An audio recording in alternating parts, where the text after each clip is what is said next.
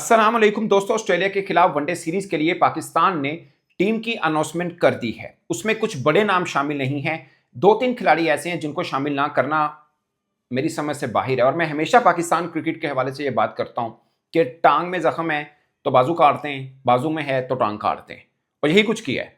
कुछ नाम अच्छे भी शामिल हैं और सबसे खास बात है कि कप्तान शहीन शाह अफरीदी को बरकरार रखा है।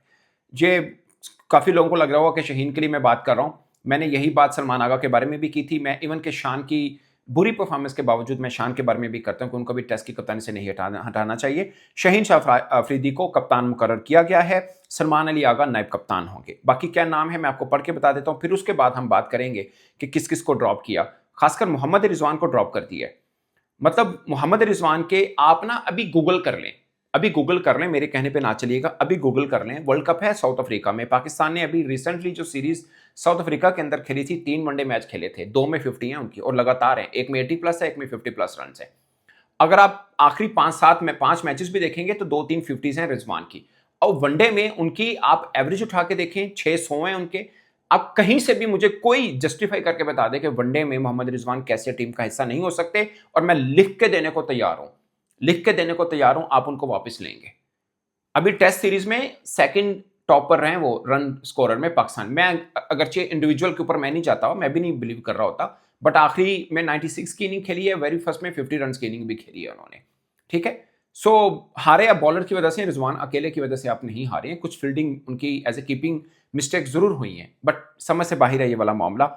हाँ, रोहेल नजीर आए हैं, मुझे उस चीज़ की खुशी है और कि रोहेल नजीर डिजर्व करते हैं एटलीस्ट अल्टरनेट कीपर के तौर पे वो बनते हैं। और वनडे फॉर्मेट का ही इज ब्रिलियंट कीपर, इसमें मैं कोई दो राय नहीं है। उनकी जगह पे घोरी जो शामिल है, मैं अगेन हो सकता है कल वो बहुत अच्छे कीपर बन जाएं, बट मुझे अभी लगता है कि शायद ये पाकिस्तान वर्ल्ड कप चूंकि सर पे है, आपको रोहेल नजीर और रिजवान के साथ रहना चाहिए। ये मेरी राय है, मैं हो सकता गलत हो, अल्लाह करे मुझे गाजीपुरी गलत साबित करते।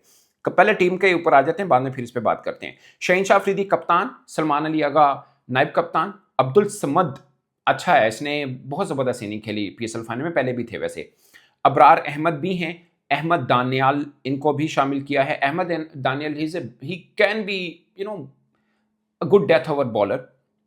अरफात मिनहास हैं, बाबर आजम, हारिस रऊफ, मां सदाकत, मोहम्मद गाजी गौरी, नसीम शाह, रोहेल नज़ीर, साहबजादा फरहान, शदाब खान, शामिल हुसैन, सुफियान मुकीम।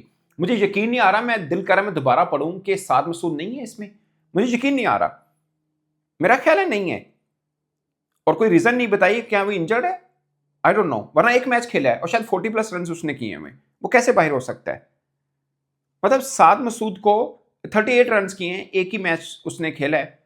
अगर से विकेट नहीं ली, बॉलिंग ऑलराउंडर है वो, लेग ब्रेक करते हैं वो, बट एक मैच के बाद क्या जस्टिफाई करता है कि आप साद मसूद को टीम से निकाल दें। पहली बात, आपने उनको लिया कुछ सोच समझ के लिया होगा, हमारे कहने पे तो नहीं लिया, अपने अपनी मर्जी से लिया। लिस्ट है उनके, सिर्फ 4 मैच थे। हमने उस दिन भी इतराज किया था कि यार सिर्फ 4 मैच हैं, वो T20 का प्लेयर है, वो बेसिकली तो वनडे का बनता नहीं है, बट आपने वनडे में शामिल किया था उनको, और सिर्फ 4 लिस्ट है मैच के बाद। अब शायद आपको लगा कि नहीं यार गलती होगी, एक मैच के बाद वापस बिठा दिए, अब सुफियान मुकीम को भी वनडे खिला के वापस बिठा दिएगा।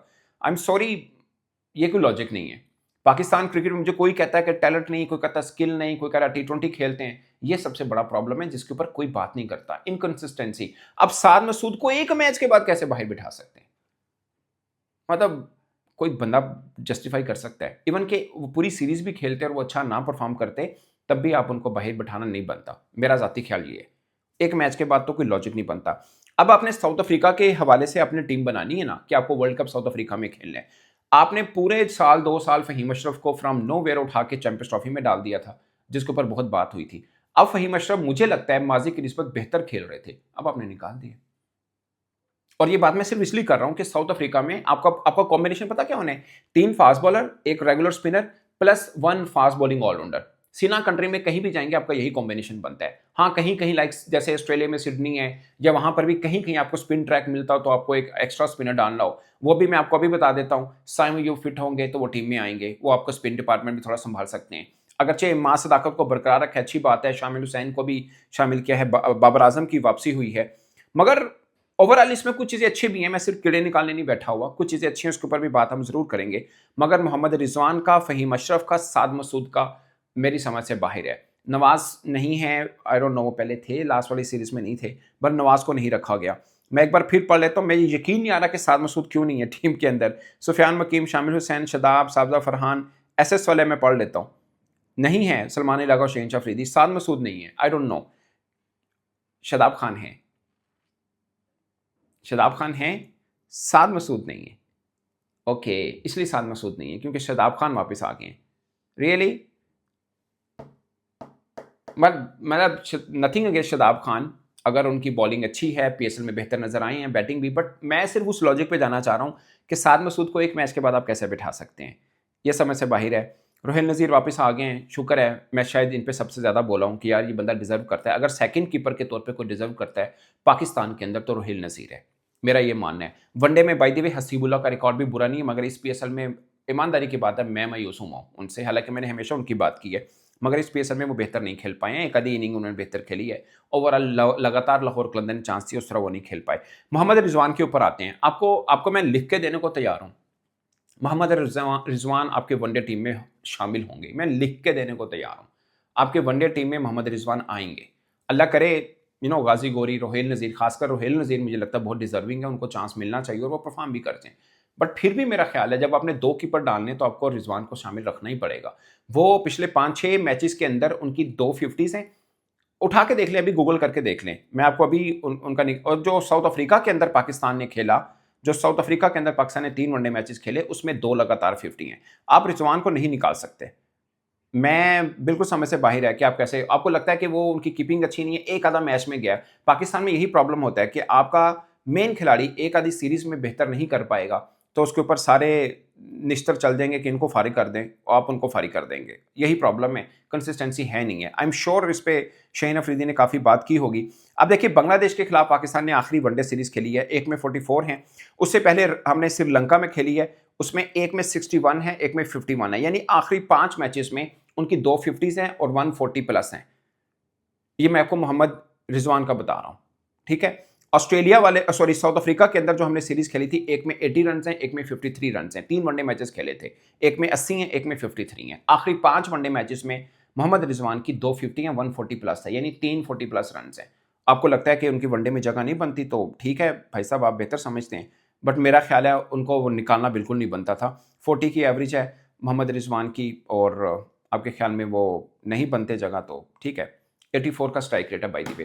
खैर, जो नए हैं उनको बेस्ट ऑफ लक, अभी मां सदाकत को बरकरार रखे, जो अच्छी चीज़ है। अहमद दानियाल आए हैं वनडे के अंदर, बेहतर है। आप अगर ये आपका प्रोस्पेक्ट है कि फ़हीम अशरफ नहीं, अब हम अहमद दानियाल के साथ चलेंगे और उनको ऑलराउंडर रोल देंगे, तो शायद ठीक है। अहमद दानियाल में भी एज ए बॉलर ज़्यादा अच्छा रोल कर पाएँ as compare to Fahim Ashraf, maybe, I don't know. मुझे लगता है कि फ़हीम अशरफ का तजर्बा है और अब वो बेहतर हुए थे एक्चुअल में। सबसे ज़्यादा मैंने तनकीद किया फ़हीम अशरफ पे, बट मुझे लगता है कि साउथ अफ्रीका के प्रोस्पेक्ट में देखें तो आपको चाहिए एक बॉलिंग ऑलराउंडर। अगर आपको लगता है कि अहमद दानियाल ठीक है, या मे बी आमिर जमाल भी अगर बेहतर है, जो भी आपको बेहतर लगता है, फिर आप उनके साथ स्टिक रहिएगा। अब अहमद दानियाल को लिया है, वो अच्छा करते हैं, बुरा करते हैं, वर्ल्ड कप तक आप उनके साथ रहें और उनको फिर चला के भी रखें, यानी वही जो कॉम्बिनेशन आपने वहां पे ट्राई आउट करना, यहाँ पे भी करके देखें। स्पिन ट्रैक बनाने की जरूरत नहीं, ऑस्ट्रेलिया के खिलाफ सीरीज हार भी जाएंगे तो किसी ने कुछ नहीं कह लेना। आप बांग्लादेश से हार गए, ऑस्ट्रेलिया से हारना तो हम समझ के बैठे हुए हैं, सो कोई मानी नहीं रखता। तो मुझे लगता है कि अब अगर जो ये स्क्वाड बनाया है इसके साथ स्टिक रहना बहुत जरूरी है। वही 15-20 का जो पूल होता है वो लेके चलें। आप फखर जमान ऑटोमेटिकली इस टीम में आ जाएंगे जब फिट होंगे, जब साइम जो फिट होंगे वो भी मुझे लगता आ जाएंगे। मुझे लगता है रिजवान को भी इस पोल में रख लेना चाहिए। बाकी नसीम शाह हैं, शहनशाह अफरीदी हैं, हारिस रऊफ हैं और अहमद दानियाल हैं। मतलब आज आके पिछले 3-4 वर्षों में हमने जो रोना धोना रखा था कि इनको निकाल दो, ऑपरेशन कर दो, वो कर दो, आज आके वही सबके सब हैं, नए बाहर निकले हैं। पाकिस्तान जो टीम अनाउंस हुई है, अगर मुझसे कोई खुलासा पूछे कि इस टीम में क्या हुआ, तो मैं ये कहूंगा कि जिनके ऊपर सबसे ज्यादा बातें हुई वो दोबारा टीम के अंदर हैं। शदाब खान अंदर हैं, साद मसूद बाहर है, ठीक है। नसीम शाह भी हैं, हारिस रऊफ भी हैं, शहीन शाह अफरीदी खुद कप्तान है, ये अच्छी बात है, शहीन को कप्तान बरकरार रखा हुआ है। बाकी बाहर हैं, नए वाले बाहर हैं, पुराने वाले अंदर हैं। भाई एक मोहम्मद रिजवान है, मुझे लगता है पाकिस्तान क्रिकेट में जो गलत हुआ उसकी सारी वजह मोहम्मद रिजवान थे, इसलिए उनको निकाल दिया है। रियली मतलब अगर आप उनकी बैटिंग परफॉर्मेंस को देखें तो कहीं गलत नहीं था, उनकी कीपिंग परफॉर्मेंस को देखेंगे, एक अभी टेस्ट सीरीज के अंदर बेहतर नहीं की है।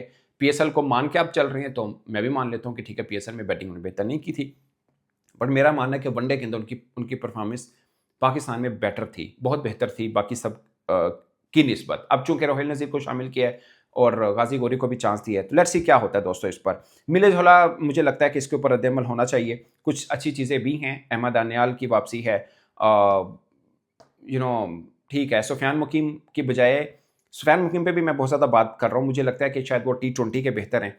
वनडे में शायद फैसल अकरम आपको ज़्यादा बेहतर चाहिए होंगे। खैर अबरार टीम के अंदर हैं, वो भी एक बेहतर है। ओवरऑल कॉम्बिनेशन ठीक है, फास्ट बॉलिंग और स्पिन का अगर बॉलर के एतबार से देखें तो ठीक है। कंसिस्टेंसी देखें तो अब्दुल समाद को शामिल रखा हुआ है, मां सदाकत को शामिल किया हुआ है। साजिद फरहान के ऊपर मुझे एक छोटा-सा है कि वनडे के अंदर उनको अभी रजिस्टर करने हैं। खैर वो साइम और फ़खर उनके ऊपर लटकी हुई तलवार की तरह ज़रूर सामने रहेंगे। सो दोस्तों बेहतर टीम है, बुरी टीम नहीं है। बट 2-3 चीज़ें मुझे बड़ी सरप्राइज़ की हैं, एक साद मसूद और मोहम्मद रिजवान। आपको क्या लगता है कौन-सी चीज़ मिस है? अगर मैंने भी कोई चीज़ मिस की कमेंट के सूत्र में ज़रूर बताइएगा। मेरी तरफ से इतना ही, इजाज़त दीजिए। अल्लाह ने के बाद।